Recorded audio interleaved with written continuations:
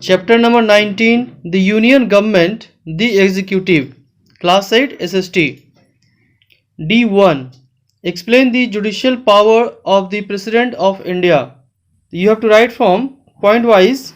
The first point is that all the judges of the Supreme Court and the High Courts, including their Chief Justices, are appointed by the President. Second point is that on appeal for mercy, the President has the powers to reduce the sentence or grant pardon. Third point is that he or she can change the death sentence or can postpone it also. Now see the next question. Question number 2. Explain the process of electing the President of India. Now answer. The process of electing the President of India. First point. The President is indirectly elected by the members of Lok Sabha, Rajya Sabha, legislative assemblies of the states. Second point you have to write here. The President is elected by single transferable vote system of proportional representation. Next question. Question number 3. Differentiate between the real and the nominal executive of India. Now the answer is that the real executive is the Prime Minister and the Council of Ministers, whereas the President is the nominal executive because she or he is bound to act on the advice of the Council of Ministers. Next is question number 4. How can the President of India be removed and on what ground? Explain.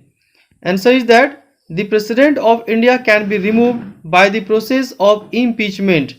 If a president violates the constitution, he or she can be removed by impeachment process, which is passed by both the houses of parliament by not less than 2/3 majority of the total membership.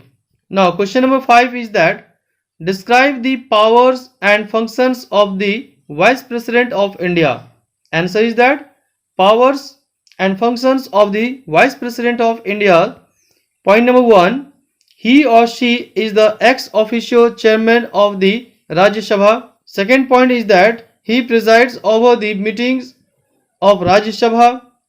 Third point is that since the Vice President is not a member of the Rajya Sabha, he or she doesn't participate in voting in the House. And now question number E. The first one is that how is the Union Council of Ministers appointed? Explain its main functions. Now you can see the answer of this question in page number 224. Now the answer is the composition of the Council of Ministers starts with the appointment of the Prime Minister by the President of India. Other ministers are appointed afterwards by the President on the advice of the Prime Minister. Now it is completed. Second part of this question has been given, that functions of the Council of Ministers. In this you have to write point wise. First point is that the Council of Ministers is responsible for the formation of internal and external policy of the country. Second point you have to write taking decisions at the national and international level.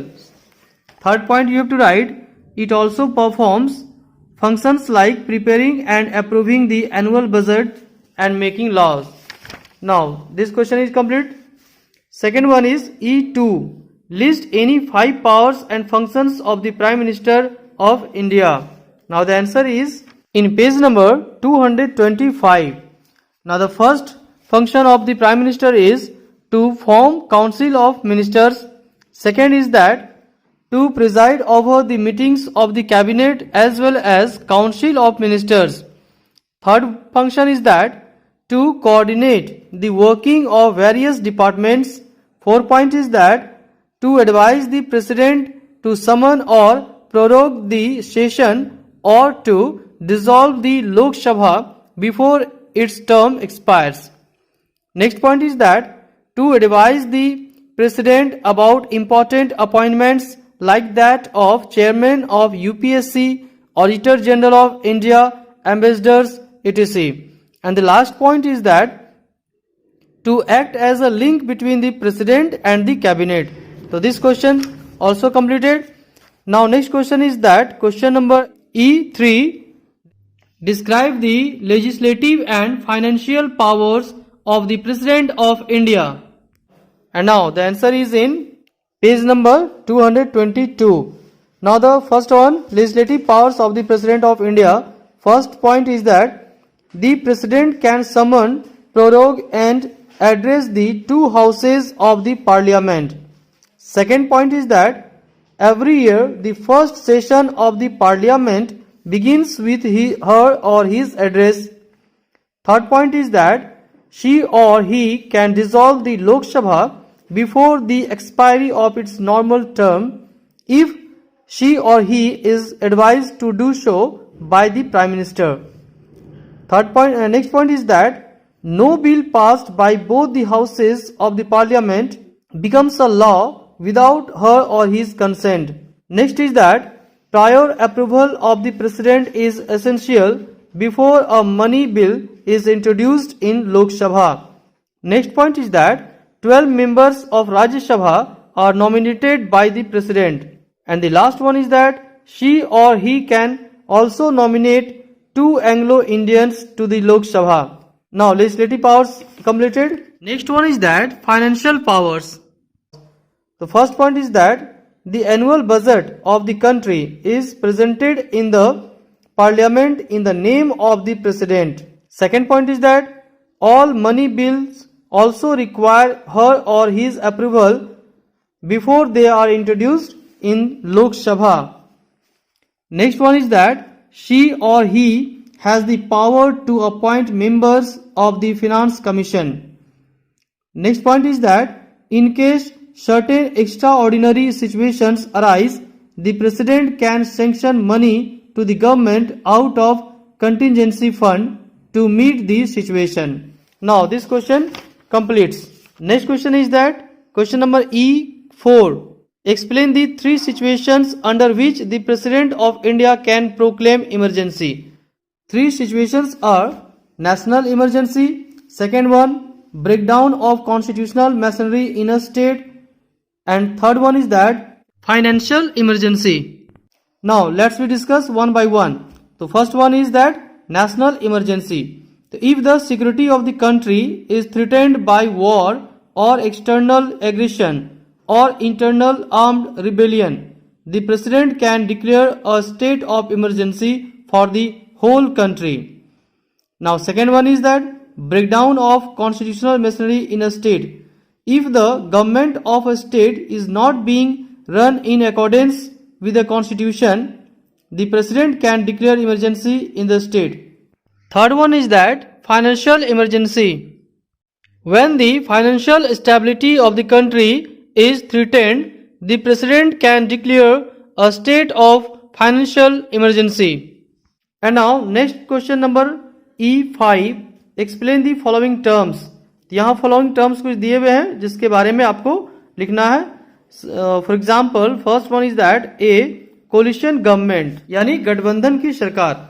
In case no single party gets a clear majority, the leader of 2 or more parties combined together or an alliance is called upon to become the prime minister and form the government. The government headed by such a prime minister is called the coalition government. यानी जब किसी भी party को majority नहीं मिलती है तो 2 या 2 से अधिक पार्टी मिलकर गवर्नमेंट बनाती है. ऐसे गवर्नमेंट को गठबंधन की सरकार या कोलिशन गवर्नमेंट कही जाती है. Now second one is that impeachment. The process to remove the president is called impeachment. यानी प्रेसिडेंट को हटाने की जो प्रक्रिया होती है उसे इम्पीचमेंट कहा जाता है. Next one is that point number C, collective responsibility. The Council of Ministers works collectively as a team. All the ministers become equally responsible to defend their acts and decisions. So, all the ministers swim or sink together. This is called collective responsibility. You can see the answer in page number 224. Next one is that parliamentary form of government. So, parliamentary form of government is a government That is a type of democratic government where people elect their leaders and majority party forms the government. Next and the last one is that point number E, electoral college. Now see page number 221. An electoral college consisting of all the elected members of Lok Sabha, Rajya Sabha and legislative assemblies of all the states that elect the President of India. And thus question number E completed.